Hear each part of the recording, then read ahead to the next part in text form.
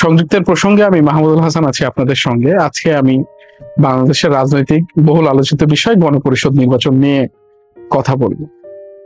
বাংলাদেশের রাজনৈতিক দলগুলো কেউ বলছে যে গণপরিষদ নির্বাচনের প্রয়োজনীয়তা রয়েছে, কোনো কোনো দল বলছে যে গণপরিষদ নির্বাচনের প্রয়োজনীয়তা নেই, তারা একটি সাধারণ নির্বাচন চাচ্ছে। আমরা যারা সাধারণ মানুষ আছি তারা আসলে অনেকেই জানেন না যে আসলে গণপরিষদ নির্বাচনটি কি।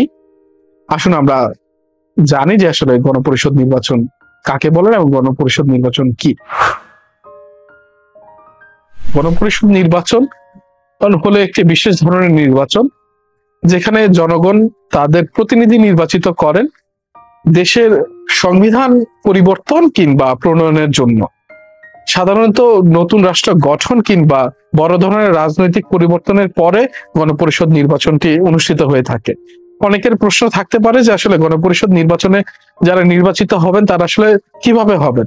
সাধারণ নির্বাচনের মতোই গণপরিষদ নির্বাচনে যারা প্রতিনিধি নির্বাচিত হবেন তারা ভোটের মাধ্যমেই আসবেন, কিন্তু বিশেষত তারা নির্বাচিত হয়ে সেই দেশের সংবিধান প্রণয়ন এবং সংশোধন তারা চাইলেই করতে পারবেন। এই হচ্ছে সাধারণ নির্বাচন এবং গণপরিষদ নির্বাচনের মধ্যে পার্থক্য। গণপরিষদ নির্বাচনের প্রেক্ষাপট এবং ঐতিহাসিক গুরুত্ব। বিশ্বের বিভিন্ন দেশে গণপরিষদ নির্বাচন অনুষ্ঠিত হয়েছে, বিশেষত রাজনৈতিক বা সামাজিক বিপ্লবের পরে একটি গণপরিষদ নির্বাচন অনুষ্ঠিত হয়েছে। তারই পরিপ্রেক্ষিতে আমরা দেখি ফ্রান্সের 1789 সালে ফরাসি বিপ্লবের পরে গণপরিষদ গঠিত হয়। এটি একটি একনায়কতন্ত্র শাসন ব্যবস্থার বিরুদ্ধে বিপ্লবটি ছিল, যার অবসান ঘটিয়ে তারা নতুন সংবিধান রচনা করেন। আমরা যদি আমাদের পার্শ্ববর্তী দেশের দিকে তাকাই, পার্শ্ববর্তী দেশ ভারতে 1946 সালে তারা যখন ব্রিটিশ শাসনের যখন অবসান হয় তখন তারা একটি গণপরিষদ নির্বাচনের আয়োজন করে। ওই নির্বাচনে যারা নির্বাচিত হয়েছিল ওই পরিষদ 1950 সালে 26 জানুয়ারি ভারতের সংবিধান প্রণয়ন করেন। আমরা যদি আরেকটু দেখি 1994 সালে নেলসন ম্যান্ডেলা তার নেতৃত্বে যে দক্ষিণ আফ্রিকায় বর্ণবাদী শাসনের অবসান ঘটিয়েছিল তারপরেও কিন্তু গণপরিষদ নির্বাচনের আয়োজন করা হয়। এখন আমরা দেখব যে বাংলাদেশের গণপরিষদ নির্বাচনের ইতিহাস কি রয়েছে। বাংলাদেশের রাজনৈতিক ইতিহাসে গণপরিষদ নির্বাচনের বিশাল গুরুত্ব রয়েছে। 1970 সালে সাধারণ যে নির্বাচন বাংলাদেশের স্বাধীনতার একটি বড় ভিত্তি বলে আমরা মনে করি এবং বাংলাদেশের মানুষও মনে করেন। 1970 সালে 7ই ডিসেম্বর পাকিস্তানে যে সাধারণ নির্বাচনটি অনুষ্ঠিত হয়, যদিও মূলত এটি একটি জাতীয় নির্বাচন ছিল, কিন্তু এটি পূর্ব পাকিস্তান তথা বর্তমান বাংলাদেশের জনগণের জন্য কিন্তু এটি একটি জনপরিষদ নির্বাচনের সমান গুরুত্ব রাখে। আমরা যদি সেই নির্বাচনের ফলাফলের দিকে তাকাই তখন পূর্ব পাকিস্তানের আসন ছিল 300টি। এই 300টির মধ্যে পূর্ব পাকিস্তানের যে সবগুলো আসন মানে 160টি আসন জয়লাভ করে আওয়ামী লীগ। জুলফিকার আলীর ভুট্টোর নেতৃত্বে যে দলটি ছিল পাকিস্তান পিপলস পার্টি, পশ্চিম পাকিস্তানে 81টি আসন তারা জয়লাভ করে। আমরা নির্বাচনের পরে দেখি যে শেখ মুজিবুর রহমানের হাতে যখন পাকিস্তানের শাসনভার যাওয়ার কথা থাকলেও পশ্চিম পাকিস্তানের যে শাসক গোষ্ঠী আছে সেটি তারা মেনে নেন।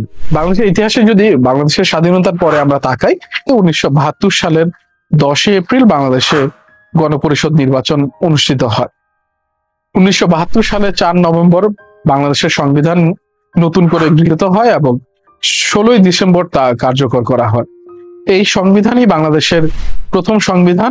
গণপরিষদ নির্বাচন কেন গুরুত্বপূর্ণ? একটি স্বাধীন রাষ্ট্রের আইন ও সাংবিধানিক ভিত্তি স্থাপন করে গণপরিষদ নির্বাচন, গণতন্ত্রের ভিত্তি তৈরি করে এবং জনগণের ক্ষমতা প্রতিষ্ঠিত হয় গণপরিষদ নির্বাচনের মাধ্যমে। আমরা যদি দেখি কোনো রাষ্ট্রের আইন এবং শাসন ব্যবস্থা ভঙ্গুর হয়ে পড়ে, এই গণপরিষদ নির্বাচনের মাধ্যমে সে রাষ্ট্রের আইন এবং শাসন ব্যবস্থা নতুনভাবে সংগঠিত হয় গণপরিষদ নির্বাচন করলে। বর্তমান সময়ে গণপরিষদের নির্বাচনের প্রয়োজনীয়তা আছে কিনা?